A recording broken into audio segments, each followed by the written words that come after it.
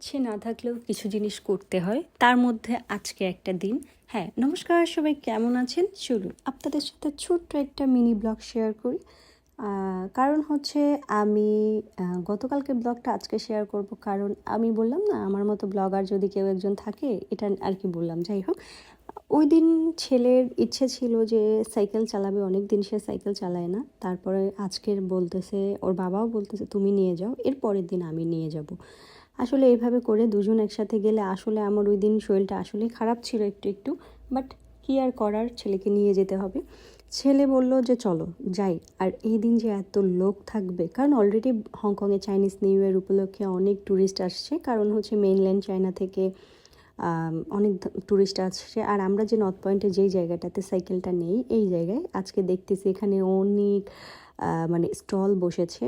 কারণ এটা হচ্ছে এখান থেকে ফেরিতে উঠে, এবং এখানে ফেরিতে ওঠার কারণে এখানে ছোট ছোট স্টল রেখেছে, কারণ অনেক কিছু বিক্রি করে। আসলে এই চাইনিজ নিউ ইয়ারে ওদের অনেক রকম মানে ধরন থাকে, কারণ এখান থেকে আপনারা যখন যাবেন একটু টুকটাক শপিং করবেন, বেসিক মনে হয় এটাই নিয়ম। আর আমিও একটু ঢুকলাম, ঢুকে দেখি যে অলরেডি সব কিছু ওরা গুছিয়ে ফেলেছে। আর ওই যে দেখতে পাচ্ছেন ওইদিকে হচ্ছে ফেরিঘাট, কারণ আমি অত দূরে যাব না, কারণ ওখানে যেতে হলে তো আপনাকে পাঞ্চ করে ওই পাশে যেতে হবে অক্টোপাসে।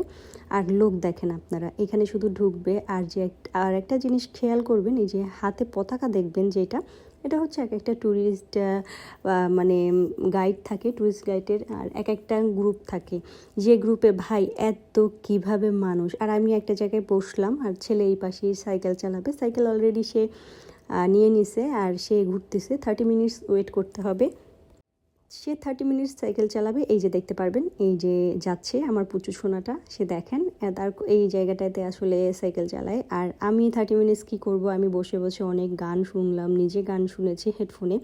আর পাশে একটা মেয়ে গান করছে, ওখানে ওরা খাবার বিক্রি করছে, ইভেন তো গানও হচ্ছে, ওই যে দেখতে পাচ্ছেন মেয়েটা গান করছে। আসলে আমি তো আগামাতা দুনিয়ায় কিছুই বুঝি না, জাস্ট এনজয় করি। হ্যাঁ, মিউজিক শুনতে ভালো লাগে, বাট যদি আমি মিউজিকের কোনো তার কথাই বুঝি না, যেটা বললে। আর এইখানে দেখবেন এক এক পর এক একটা ট্যুরিস্ট আসবে, এবং এই যে পপ ফ্ল্যাগগুলো দেখতে পাচ্ছেন, এটা হচ্ছে এক একটা গ্রুপের ফ্ল্যাগ। আর সেই গ্রুপগুলোই আসলে ঘুরতে আসলে মেইন যে চায়না থেকে আসে অনেকে, বা অনেক হংকংয়ের মানে অনেক দূরের গ্রাম থেকে আসে, এসে ওরা ঘুরতে আসে বেসিক্যালি। এক একটা গ্রুপের মাধ্যমে ঘুরলে তো আসলে খুব ইজি হয়, আর গ্রুপে ঘুরতে গেলে কিন্তু অনেক খরচও কম। আর এই যে পুচকুটা দেখেন শুরু হয়ে গেছে, কারণ 30 মিনিটস পরেই সাইকেলটা রেখে দেবে। আর এটা যখন অক্টোপাসে আমরা কিনে নিই 20টা রাইড থাকে, কিন্তু 20টা রাইড তো আজ একদিনে শেষ করা সম্ভব না, আমি তো বসে থাকতে পারবো না এতক্ষণ, তাই না? আর এই যে দেখেন একজনের পর একজন, একজনের পর একজন মানে আসতেই থাকে।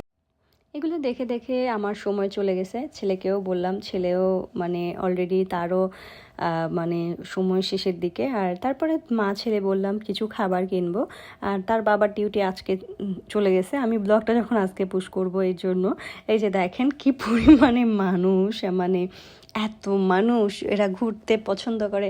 আমার সবচেয়ে ভালো লাগে চাইনিজ পিপলরা একটা জিনিস, যে তারা ইনভেস্টমেন্ট করে না, যে টাকা পয়সা জমাইয়া বিল্ডিং ঘর বাড়ি দুয়ার মানে অনেক কিছু করবে তা না। তারা হচ্ছে জীবনে আছে, ঘুরবে, ভালো ভালো জিনিস ইউজ করবে, খাবার খাবে প্রচুর পরিমাণে। ওরা বাইরের খাবার খায়, ওরা এত রেস্টুরেন্ট হংকং আর চায়নাতে আমি না আসলে আসলে বুঝতাম না এরা এত বাইরে খায়। এরা 3 বেলা পারলেই বাইরে খেতে পছন্দ করে, সত্যি কথা।